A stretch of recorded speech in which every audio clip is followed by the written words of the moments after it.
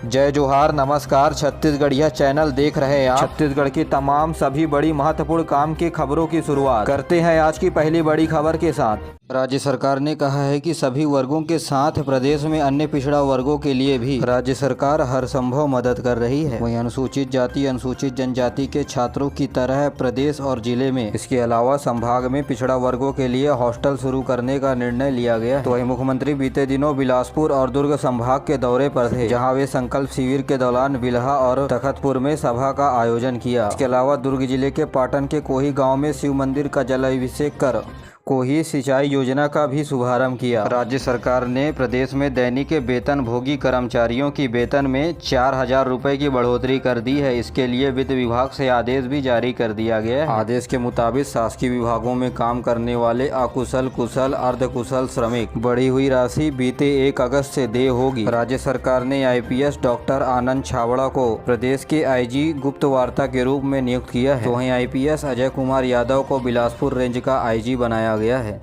इस बीच राज्य सरकार ने सेवानिवृत्त IAS अधिकारी संजय पिल्ले को संविदा नियुक्ति दी गई है। इस संबंध में मंत्रालय से आदेश भी जारी कर दिया गया है। उन्हें जेल और सुधारात्मक श्रेणी का DG बनाया गया है। गौरतलब है कि श्री पिल्ले 1988 बैच के IAS अधिकारी हैं।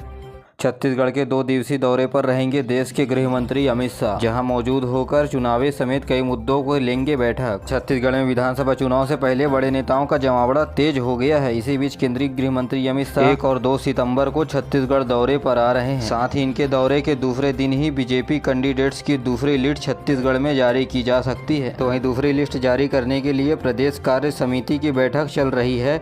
कार्यालय के बाहर दावेदारों की भीड़ है। तो वहीं बृजमोहन अग्रवाल बोले कि प्रत्याशियों का लिस्ट केंद्रीय नेतृत्व तय करेगा। बता दें कि इस बैठक में रमन सिंह, भाजपा अध्यक्ष अरुण साव, सरोज पांडे, बृजमोहन अग्रवाल समेत कई पदाधिकारी मौजूद थे। मुख्य रूप से बलरामपुर, परसदा, सारंगढ़, साजा, महासमुंद, सरायपाली, इसके अलावा रायपुर क्षेत्र के भी दावेदारों की नाम घोषित हो सकते हैं। तो वहीं राज्य में आगामी चुनाव को देखते हुए कांग्रेस की ओर से भी प्रत्याशी के नाम फाइनल करने की तैयारियां चल रही है। उम्मीदवार चयन प्रक्रिया के लिए तय की गई पहली प्रक्रिया का काम पूरा हो गया। राज्य के 90 सीटों के लिए 1,900 लोगों ने अपनी दावेदारी पेश की है। वहीं कांग्रेस की सीट से लड़ने के लिए उम्मीदवारों के 119 नाम सबसे ज्यादा बेलतरा क्षेत्र से मिले हैं। तो वहीं भाजपा ने भी 21 उम्मीदवारों की नाम की सूची जारी कर दी है। छत्तीसगढ़ के नाम दर्ज हुआ इंटरनेशनल रिकॉर्ड। 30 सेकंड में हाथों से 62 स्टेप चलकर P धनराज ने दर्ज कराया अनोखा रिकॉर्ड। हताशा को हराकर हासिल की ये उपलब्धि। जी हां, छत्तीसगढ़ के बिलासपुर के रहने वाले P धनराज ने अनोखा काम किया है। उन्होंने मात्र 30 सेकंड में 62 स्टेप अपने हाथों से चलकर रिकॉर्ड बनाया है। आपको बता दें कि उनका नाम इंटरनेशनल बुक ऑफ रिकॉर्ड में दर्ज किया गया है। बता दें कि दिल्ली में आयोजन खेल का किया जा रहा था, जहाँ 85 से ज्यादा देश के लोग हुए थे शामिल। आपको बता दें कि इससे पहले नेपाल में 800 मीटर दौड़ में भारत को स्वर्ण पदक भी धनराज दिला चुके हैं। इसके अलावा साल 2016 में स्काउट गाइड के लिए राष्ट्रपति से सम्मानित भी हुए हैं। छत्तीसगढ़ में विधानसभा चुनाव को देखते हुए भारत निर्वाचन आयोग की 3 सदस्यीय टीम 2 दिनों तक छत्तीसगढ़ के दौरे पर रही, जहां प्रदेश के अधिकारियों और राजनीतिक प्रमुख दल की बैठक ली। इसके बाद प्रदेश के मुख्य सचिव अमिताभ जैन ने राज्य के आला अफसरों की बैठक आज बुलाई है। संभागीय कमिश्नर से लेकर कलेक्टर और SP होंगे इस बैठक में शामिल। बैठक में चुनावी तैयारियों को लेकर चर्चा होगी। साथ ही अवैध खनन परिवहन के विरुद्ध कार्रवाई, प्रधानमंत्री आवास योजना, स्वच्छ भारत मिशन, सड़क निर्माण, भू अर्जन प्रकरण में तेजी लाने जैसे एजेंडों पर चर्चा की जाएगी।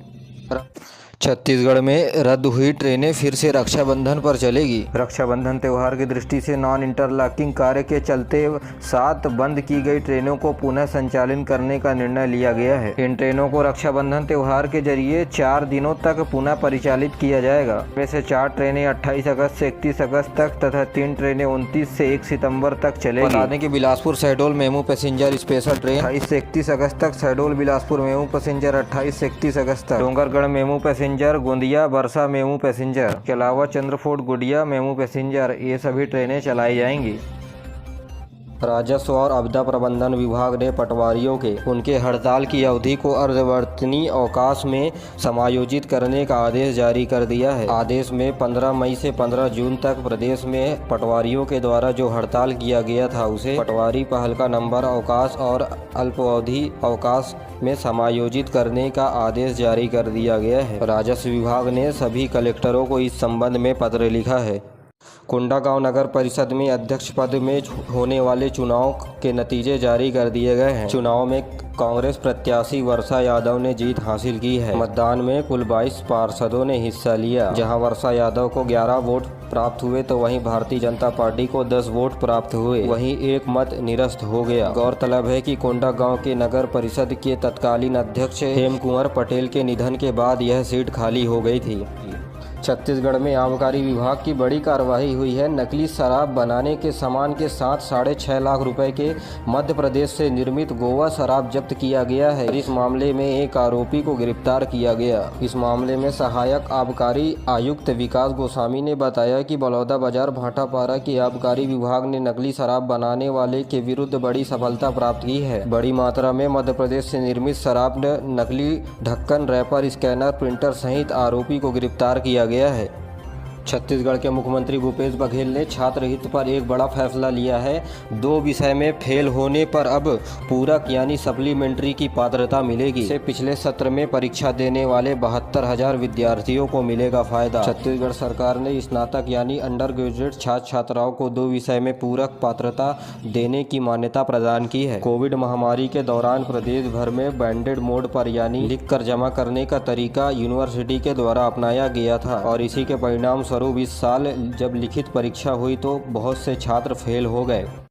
हिमाचल प्रदेश की आपदा पीड़ितों के लिए छत्तीसगढ़ वासियों की ओर से 11 करोड़ रुपए की सहायता राशि मुख्यमंत्री भूपेश बघेल ने देने के लिए की है घोषणा। इससे पहले मुख्यमंत्री हिमाचल प्रदेश के सीएम से फोन पर बात की थी। इसके बाद छत्तीसगढ़ सरकार ने मदद के हाथ आगे बढ़ाते हुए 11 करोड़ रुपए की राशि देने की घोषणा की है। बता दें कि हिमाचल प्रदेश में पिछले एक हफ्ते में भारी बारिश जारी है। मानसून के सीजन में 55 दिनों में 113 बार लैंडस्लाइड हुआ है।